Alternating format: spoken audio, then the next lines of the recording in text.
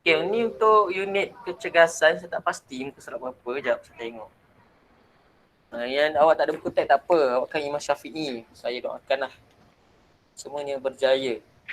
Hafal, 112. faham, satu-satu. Kelenturan 112. 112 Dua. untuk yang form 1 kalau tengok buku teks dia 3 muka surat, 1, 2, 3 je kan. Sampai 114, 112 sampai 114. Okey, cuma dalam set Ya. saya ni mungkin sedikit ekstra lah PNF sedikit je. Sebab itu bab form 2. Okey, untuk kelenturan. Yang pertama awak kena tahu apakah maksud kelenturan ni. Saya ambil dalam buku teks. Bila rujuk buku teks lah ada, kalau tak ada masalah. Awak tengok saja saya punya slideshow. Muka surat 112. Tingkatan 1. Apakah itu kelenturan? Kelenturan ialah keupayaan otot, tendon dan ligamen untuk membenarkan sendi anggota badan bergerak pada julat pergerakan maksimum. Ini maksud kelenturan. Yang mana untuk kelenturan ni kita boleh tingkatkan dia ataupun kita boleh buat peningkatan untuk kelenturan. Yang pertama dengan mempunyai otot yang anjal. Okay, yang kedua ialah sendi bebas bergerak sepenuhnya. Dan yang ketiga, aktiviti regangan otot semaksimum tanpa rasa sakit dan bertahan selama 30 hingga 60 saat. Contoh, ni sendi kita kan. Dekat kita punya, kalau sebab dah belajar dengan saiz, dekat kita punya bahu ada sendi, dekat kita punya tangan ada sendi, lengan pun ada sendi. So kita patutnya kalau kita mempunyai kelenturan yang baik, contoh kalau dalam sekap kita buat ujian jangkauan meluncur, awak boleh full vaksin sampai bawah, awak boleh bengkokkan awak punya badan sampai ke lutut. Sepatutnya kalau dapat kelenturan yang baik. Okay. Itu untuk definisi dan dia punya peningkatan kelenturan. Okay. Yang seterusnya, faedah ini ada dalam soalan Cikgu Diana dan dah dipostkan dalam Telegram dan dah dipostkan dalam Google Classroom. Faedah memiliki kelenturan yang baik. So dalam konteks ada lebih kurang 4. So yang lain-lain tu boleh tambah lah. Yang pertama ialah meningkatkan prestasi dalam sukan. Contoh sukan-sukan yang melibatkan kelenturan ialah gimnastik. Ataupun sukan-sukan yang lain, contoh yang melibatkan kelenturan yang agak baik ialah sepak takraw sebab orang nak lipas dan sebagainya. Dan sukan-sukan yang lain pun, contoh selain daripada sukan yang saya sebutkan, mungkin memerlukan kelenturan yang baik juga, tetapi taklah kita nak dapat yang optimum. Contohlah taekwondo kan, taekwondo awak perlu split dan sebagainya, yang tu kalau boleh split, yang tu punya kelebihan lah.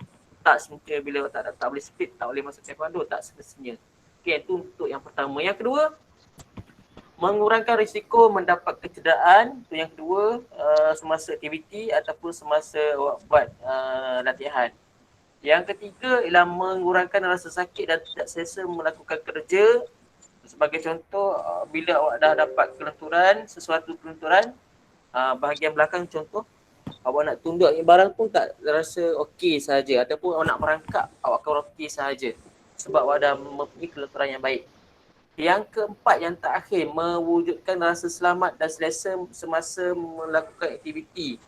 Maksudnya kalau kita tak sakit, insyaAllah kita akan rasa selesa untuk buat apa-apa aktiviti. Kita nak merangkak, kita nak berjogging, kita nak masuk dalam terowong, ataupun kita nak bengkokkan kita punya badan, ataupun kita masa stretching, tak ada masalah dan kita rasa benda tu tak menyakitkan lah. So ada 4 untuk faedah memiliki kelenturan yang baik. Ini untuk kita sebagai orang awam. Okay, yang sebenarnya untuk aktiviti lentur dan sihat, ada beberapa jenis aktiviti yang awak boleh buat. Untuk surat 113 saya cuba terangkan lah, tapi saya tak berdiri lah kot. Cuba terangkan secara duduk sahaja. Yang mana saya boleh buat, saya buat lah. Okay, itu yang pertama, station 1, regangan pectoralis. Patutnya kita kalau dalam PJ, boleh PJ, kita boleh buat benda ni. Seronok sebenarnya.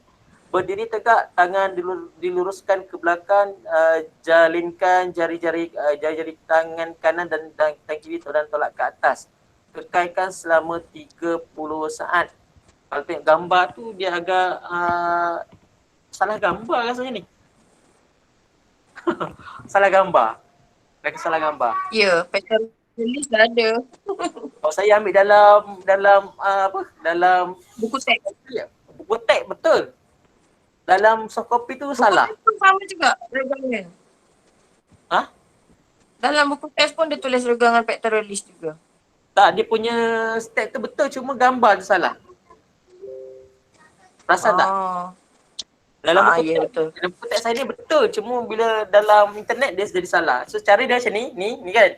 Awak kena letakkan belakang ni, tangan belakang, lepas tu jalankan jari. Jari ni macam ni. Kan tolak daripada bawah ke atas. Macam ni lah. Tu tolak ke atas. Kekalkan selama 30 saat. Tu cara dia. Tu untuk step yang pertama lah. Regangan dia nama ni regangan pectoralis. Okay, yang kedua, regangan belakang badan. Yang pertama berdiri tegak. Mungkin kita boleh buat nanti bila kita bersemuka dah tak ada COVID dan sebagainya. Doakan lah. Jalankan tangan kanan, kemudian tangan kiri macam ni. Okay, saya tunjuk kat kamera ni. Kalau ada awak pun nak buat boleh buat macam ni. Okay, kita stress pelan. Tangan luruskan ke depan, paras bahu, luruskan. Kedua tangan kekalkan posisi selama 30 saat. So dia boleh macam ni ataupun dia boleh macam ni.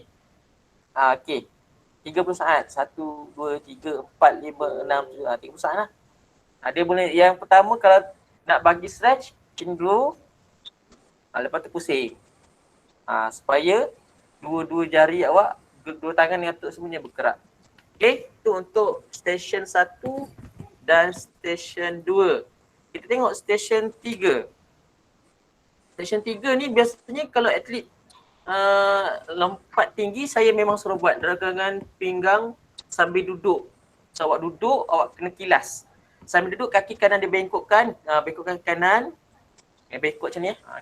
Ni, bengkok. Okay. Dan silakan di atas kaki kiri, silakan ke atas kaki kanan. Maksudnya kita letak atas ni. Macam tu. Lepas tu kita ambil kilas badan kiri sambil dibantu oleh tangan kanan. So dia berselang-seli lah. Kalau kaki kiri, tangan kanan. Kalau kaki kanan, tangan kiri. Okay. Kekalkan posisi ini selama 30 saat, ulang perlakuan sebelah kanan. Okay, macam saya beritahu tadi lah. Dia kalau kaki kiri, tangan kanan. Kalau kaki kanan, tangan kiri. Kita nak bagi macam tu. Okay. Dia punya station 3 regangan pinggang. Yang keempat, jangkauan melonjor. Macam kita buat, yang tu guna alat. Sekarang ni kita tak gunakan alat. Awak duduk, luruskan kaki dan kedua-dua tangan menyentuh hujung tapak kaki. Awak cuba sentuh awak punya tapak kaki yang hujung tu. So ada orang yang tak boleh sampai sana. Ada orang yang tak boleh sampai dia punya kaki. Sebab tu kalau awak punya kelaturan yang baik, awak boleh sampai. So kekalkan dalam ulangan dia 30 saat. Okay, yang tu untuk station 3 dan 4. Okay, yang seterusnya mungkin kat rumah nanti free boleh cuba buat lah untuk regangan kelenturan. Station 5, regangan groin. Nanti kita cuba tengok dia punya otot dan sebagainya.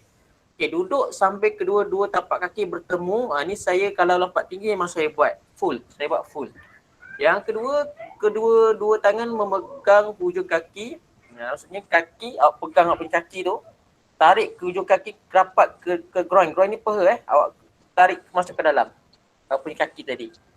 Tapi jangan sampai bila dah sakit tu, dah tarik lagi. Kita relax je. Rendahkan bahagian paha ke bawah. Maksudnya paha ni memang kena ke bawah. Dan kekalkan posisi ini selama 30 saat. Okay, pun sama 30 saat dia punya jangka tempoh masa. Adik. Ya. Oh tak. Tak apa, teruskan. Teruskan. Okay, ni Ana ada nak tambah tadi. Untuk stesen yang ke-6, kita ada lagi 2 stesen, 7 dan 8. Menyarap sambil mengangkat kaki dan tangan berselang-seli ni, menyarap terus. Bolehlah tapak ketil. Lepas tu buat kaki kanan dan tangan kiri serentak. Kalau angkat kaki tangan kanan, kaki kiri angkat. Kalau angkat tangan kiri, kaki kanan angkat. Maksudnya dia buat macam ulat lah kot. Macam tu. Macam tu. Ulang untuk tangan kiri dan tangan kanan. Kekalkan dalam 30 saat. Okay, yang tu untuk stesen seterusnya. Ini semua boleh buat kat rumah. Okay, stesen 7, kilas badan, duduk berlenjur. Macam ni, duduk berlenjur. Dan kaki dibuka seluas bahu. Okay, maksudnya kita buka kaki seluas bahu. Jangkau tangan kanan sejauh mungkin ke belakang. Ini, macam ni. Sejauh yang mungkin. Kekalkan posisi ini selama 30 saat. Macam inilah tangan. Tangan sebelah lagi ni boleh meletak kat apa ke. Ataupun awak boleh angkat. Supaya relax. Okay. Lepas tu ulang untuk tangan kiri. Sebab kita punya belakang supaya dia fleksibel. Dan yang terakhir untuk station 8, ragangan quadricep atau quadricep. Dalam bahasa Inggeris quadricep awak sebut. Okay, berdiri tegak dan kaki dibuka seluas bahu. Berdiri tegak, kaki kita buka seluas bahu. Fleksikan tangan kaki kanan ke belakang. Yang tadi, ini yang tadi. Yang nanti terbalik. Gambar tadi untuk satu, gambar yang ni untuk stesen satu untuk gambar yang ni. So harap boleh faham lah kot, dia punya salah gambar. Tapi dalam buku awak tu dah betul dah. Okay, fleksikan kaki kanan ke belakang, tangan kanan menahan kaki kanan. So jangan difleksikan, maksudnya kita lipatkan kita punya kaki. Imbangi badan anda, kekalkan posisi ini selama 30 saat. Macam biasa kita buat stretching, kita angkat kaki ke depan. Ke depan, ke sisi dan ke belakang. Itulah ragangan quadricep. Okay, yang tu untuk senaman kelenturan. Aspek keselamatan. Yang pertama macam biasalah untuk kita buat mana-mana senaman ataupun aktiviti, kita kena panaskan kita punya badan dulu sebelum membuat regangan. Antara aktiviti yang boleh buat adalah jogging, slow jog, ataupun yang boleh berjalan. Kalau tak ada jogging, kena berjalan. Yang penting kena buat warming up dulu. Yang kedua adalah meregangkan otot sehingga ke tahap maksimum tanpa rasa sakit. Maksudnya bila awak dah sini dah rasa sakit, awak kena tak boleh tekan. Sampai sini dia. Cukup. Sebab kita tak boleh ikut orang. Ada orang boleh sampai sini. Dia okey, tapi kita sampai sini dah sakit dah. Kita sampai situ je. Kita buat. Sebab kita nak buat tanpa rasa sakit. Itu yang kedua lah. Yang ketiga, jangan buat regangan pada sendi dan otot yang cedera. Maksudnya kalau kita pernah injured tempat tersebut memang tak boleh nak usik. Kecuali kita buat fisio. Fisio kenalah. Fisio ataupun gerak pulih kerja. Itu kena buat untuk yang cedera lah. So anda kata kita baru patah tangan yang tak boleh gerakkan, so jangan gerakkan tempat yang cedera tu. Ataupun dia cedera bahagian kaki, so jangan gerakkan bahagian kaki. Yang keempat, bernafas seperti biasa semasa membuat ragangan. So, kena inhale, exhale ataupun kena tak nafas, hembus nafas. Tak nafas, hembus nafas semasa kita membuat stretching. Itu yang keempat. Yang kelima, ni PNF di masa form 2. Nanti saya tunjuklah sikit dia punya gambar. Semasa membuat ragangan PNF, pada rakan buat secara perlahan dan dapatkan maklumat daripada rakan. Contoh kita nak bantu dia tolak badan dia ke depan. So jangan kita buat secara mengejut. Jangan. Sebab nanti dia akan rasa sakit. Kita kena tolak perlahan. Okey dah. Okey, dah. Okey, kita kena stop lah. Ni yang cakap, bila dia cakap dah. Kita tolak lagi. Dia akan buat mendatangkan kecederaan kepada kita punya kawan. Yang tu untuk aspek keselamatan. Okay, ni untuk PNF ni form 2 lah. Saya tunjukkan sedikit lah. Awak tak perlu tahu kot. PNF, PM ni saya bagi definisi sahaja. Definisi ni adalah proprioceptive neuromuscular facilitation. PNF. Nanti boleh try sebut. Proprioceptive neuromuscular facilitation. PNF. Apa itu PNF? Proprioceptive neuromuscular facilitation. Ataupun dalam bahasa Melayu saya tak tahu, tak pastilah. Okay, dia lebih kepada otot-otot ataupun neuro ataupun menyebabkan saraf neuro dan kita punya otot yang membantu. Facilitation ni biasanya kita membantu sebab tu kita perlukan 2 orang untuk kita punyakan, itu kita buat teknik ni. Ini otot-otot yang terlibat so kita ada oblique, dia punya pectoralis major, dekat sini quadricep dekat kaki yang kita sebut tadi. Ada lagi gluteus maximus dekat kita punya punggung ni. Oblique dekat kita punya pinggang. Lagi hamstring kita punya belakang ni. Kalau quadricep ni sebelah depan, hamstring ni bahagian belakang. Peha kita belakang ni. Yang lagi Lastus dorsi. Ini kita punya belakang, bahagian belakang dekat bahu belakang. Okey, yang tu untuk otot-otot yang terlibat lah semasa kita buat. Latissimus. Ya? Ya Kak? Ada lagi ke? Ada Oh tinggal. tak. Latissimus dorsi. Gluteus maximus. Gluteus maximus. Saya pernah belajar dengan Mak Saleh dulu disebut. Wow. Okey, dia punya sebutan tu terpulang kat awal. Dia peti ejaan dia tu. Lebih kurang tu okey lah. Maksudnya faham. Okey. PNF, ni contoh dia. Satu, hamstring macam mana nak buat. Ni form 2 yang kedua, oblique. Yang ingat tengok oblique kita punya kat pinggang ni. Quadriceps, ingat quadriceps dia sebahagian depan. Latissimus dorsi, kita punya belakang ni. Okay. Erector spinae, itu bahagian belakang, tulang belakang kita. Spinae tunjang lah, tunjang. Gluteus maximus, gluteus ni kat punggung ni. Kata regangan yang kita boleh buat. Okay, itu sahaja. Saya tunjukkan sekadar sepintas lalu untuk form 2 lah. Dalam PG ni banyak soalan kepentingan. Kita dah tanya tadi dalam kehidupan seharian kepentingan dia. Dan kita dah bincang. Yang kedua, yang ni dia punya krem lah, pengumpulan asid laktik dalam otot. Berlakunya krem ataupun kekejangan otot untuk dia punya respon lah. Yang ketiga, kepentingan melakukan memanaskan badan sebelum bersenam. Macam saya beritahu tadi lah, untuk mengelakkan kecederaan. Berbalik kepada tajuk kelenturan, memang penting. Sebab tu belajar kelenturan, salah satu komponen kecergasan yang berasaskan kesihatan. Sebab bila kita belajar sesuatu, kita sihat. Itu punya fungsi. Kalau kelajuan, kita tak akan belajar. Cuma mungkin perempuan kita akan belajar lah. Kelajuan, puasa, etik akan belajar. Tapi awak boleh tahu kelenturan ni adalah satu perkara yang perlu diasah, yang perlu awak lakukan. Melainkan baby. Kalau baby memang kita boleh angkat kaki dia sampai kepala dia. Cuba awak buat sekarang. Awak cuba bengkokkan kepala awak sehingga capai ke kaki. Memang agak sukar. Jadi semakin berumur ataupun semakin fizikalnya berubah daripada kurus pergi ke gemuk ke, kelenturan itu akan semakin kurang. Jadi apa yang kita perlu buat ialah kita perlu praktiskan semula kelenturan tu. Kita buat mungkin macam jari. Kalau awak biarkan dia jari ni pun boleh keras kalau awak jarang gunakan. Kalau setakat main handphone saja macam tu, ibu jari je bergerak, yang jari lain semua tak bergerak.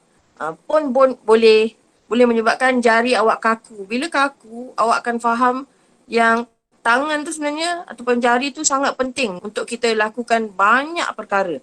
Awak kalau kurang patah satu jari pun sebenarnya efeknya besar. Awak tak akan dapat deria untuk ambil pin, contohnya pin tudung ke kan, bila jatuh dekat atas meja. Kalau jari awak pernah patah, awak tak akan dapat rasa untuk ambil benda yang kecil tu. Jadi sebab tu topik ni amat penting, kelenturan ni. Okay. Ada exercise yang perlu diajar. Dalam buku teks tu ada dinyatakan. Okay, Cikgu Sufian. Okay, boleh buat kat rumah lah. PKP ni tak ada cikgu nak bosan cikgu. Boleh buat aktiviti yang saya sebutkan tadi. Tangan sentuh 30 saat, lepas tu belakang 30 saat. Lepas tu buat kilas. Dia tak semestinya kita nak pergi jogging baru kita nak buat. Kita duduk rumah saja nak kita pun tak ada masalah.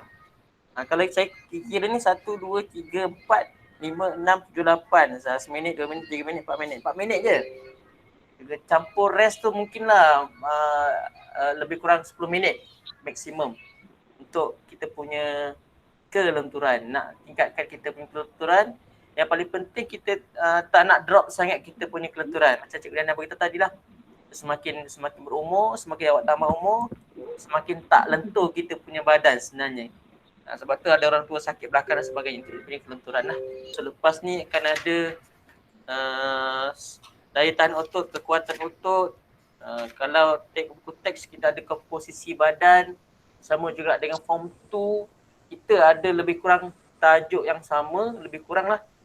Cuma bila belajar PJ ni jangan rasa bosan. Sebab saya kata bila awak nak belajar tak nak rasa bosan, awak kena buat aktiviti lah. Dan insyaAllah kita akan fokus untuk daya tahan otot, kapasiti aerobik.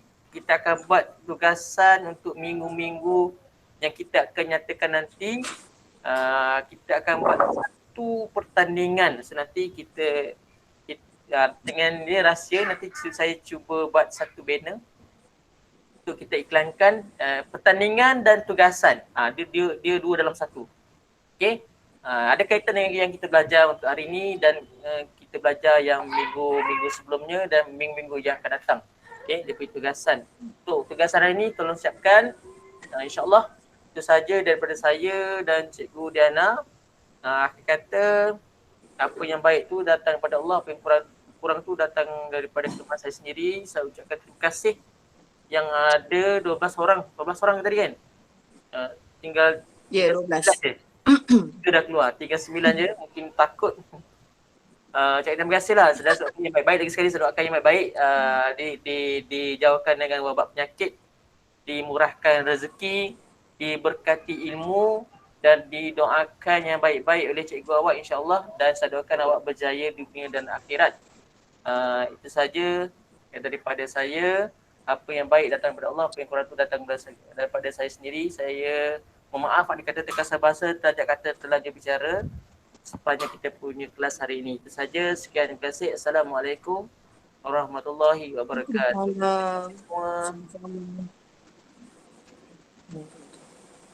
Bye. Nak start.